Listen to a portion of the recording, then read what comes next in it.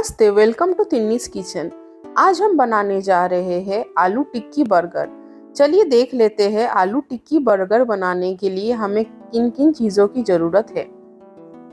आलू टिक्की बर्गर बनाने के लिए हमें चाहिए प्याज, टमाटर, पत्ता गोभी, फाइनली चॉप्ड अदरक, फाइनली चॉप्ड मिर्ची, oregano flakes powder, chilli flakes powder, garam masala powder, salt, finely chopped लहसुन, क्यूमिन पाउडर या जीरा powder, boiled smashed potato, biscuit powder, cornflour या मक्के का आटा, टमाटर केचप, चीज, मेयोनीज, पानी, रिफाइंड ऑयल।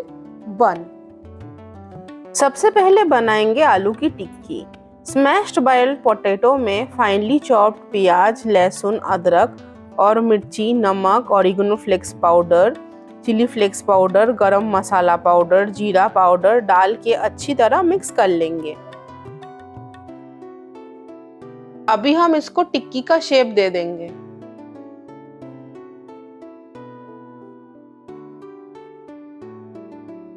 एक बाउल में मक्के का आटा लेके उसमें थोड़ा नमक, गरम मसाला पाउडर और पानी डाल के महीन घोल बना लेंगे।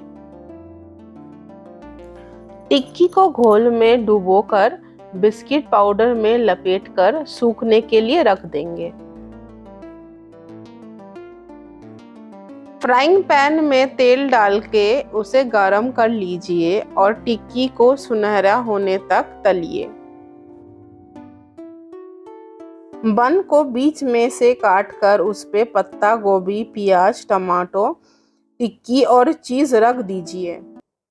बन के दूसरे हिस्से पर टोमेटो सॉस और मेयोनीज लगा दीजिए। इसे चीज स्लाइस के ऊपर कवर करके रख दीजिए।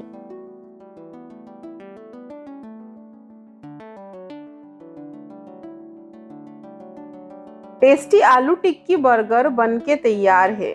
सबके साथ इसका आनंद उठाइए।